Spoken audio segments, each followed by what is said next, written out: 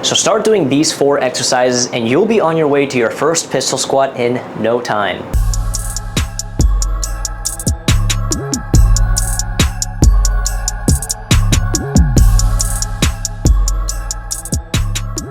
What's going on, guys? Welcome back to a brand new video. Today we are going to be talking about 4 exercises to help you unlock the pistol squat. Now the pistol squat requires many different elements to actually unlock the movement. Those elements include strength, balance, flexibility, and mobility. Now I've talked a lot about strength and balance in my other videos, so today I want to focus a little bit more on flexibility and mobility to unlock this movement, specifically at the hips and the ankles. Now for a lot of us when it comes to pistol squats, when we try to attempt the movement, we either lack the depth to be able to actually get down, or we lack the depth in our ankles. When we do go down, our heels lift off of the floor. So today I'm going to be showing you guys 2 exercises for the hips and 2 exercises for the ankles so that you can unlock more range and actually unlock this movement. So let's go ahead and get straight into it with the hips. So the first exercise I want to talk about when it comes to improving our mobility for our hips is going to be seated 90-90s. This is a great exercise to improve our mobility. All you're going to be doing is get in a seated position and have your knees bent with your feet placed a little bit wider than shoulder width apart, and you're going to be dropping both knees to one side and then bringing them back up nice and controlled, and then bringing him to the other side. You're going to be doing this over and over for 3 sets of 10 repetitions, and this specifically is helping us go into internal and external rotation of the hips. An internal and external rotation of our hips is a huge component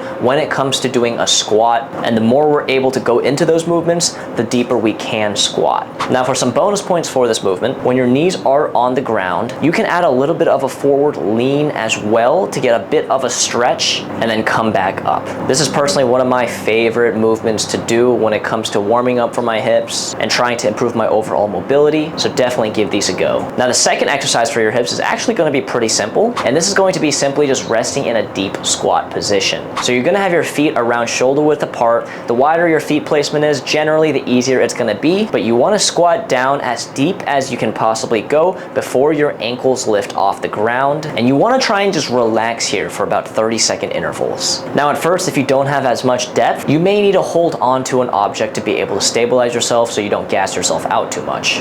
But rest in this position, and over time try and get deeper and deeper, and try and do this for 30 seconds for 3 sets, and usually by the 3rd set you should be able to unlock a little bit more range. Now to make this a tad bit more effective, you can also hold into this position while holding onto a weight. So if you have a kettlebell or a dumbbell, or if you just have a backpack with some weights in it, this is a great way to unlock some more range. So start incorporating those 2 exercises if you want to improve your flexibility and mobility at the hips. And now let's get into the ankles. Now when you do a pistol squat and your heels lift up, we're lacking a little bit of a movement called dorsiflexion. So I'm going to show you 1 exercise and 1 stretch to help you unlock more dorsiflexion. And the first one is going to require some resistance bands. Now if you don't have resistance bands, don't worry, I'll show you another movement without resistance bands. Now for those who do have bands, you want to anchor it and create a loop so that your feet can enter through that loop. And from here, all you're going to be doing is you're going to be lifting your toes closer to your face, as this is the movement called dorsiflexion. And you want to make sure you control the upward and downward portion as best as possible. You should feel a little bit of a burn on the front side of your shin bone. We're going to be working a muscle called the tibialis anterior here, and it is a great exercise to help you unlock some more dorsiflexion. Now if you don't have bands, don't worry. You can do this exercise in a standing position without a band, and all you're going to be doing is something called tibialis anterior raises, and you're simply just going to be lifting your toes up and off the ground and coming back down. And remember, try and do this in a controlled motion, going up and down.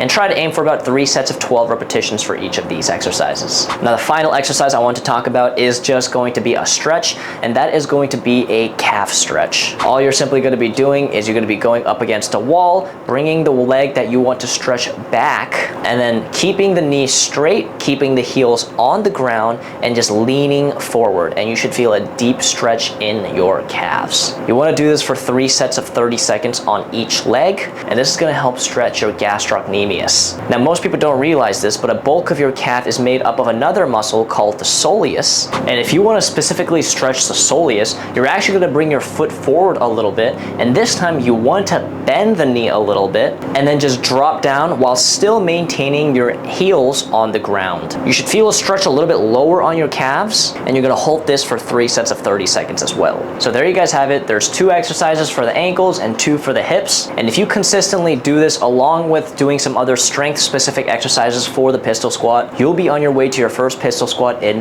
no time. These were the same exercises that I continuously practiced to unlock more flexibility and mobility and eventually my first pistol squat. So make sure to give these a shot. And for all beginners out there, I want to remind you guys, I do have a free 3-day course on starting fitness. It's a course on how to start fitness in a consistent and sustainable manner. It's not a get abs in 30 days challenge. It's a way to start building a workout habit. It includes follow-along workout routines, PDF workout trackers, video lectures, and much more. So make sure you join the 500+ students who have already taken advantage of this free course. Hope you guys found this helpful. If you did, do me a favor and drop me a like below and leave me a comment if you guys have any questions. And I'll make sure to try and reply to all of them. Hope you guys have a great rest of your day, and I hope to see you guys in another video of mine.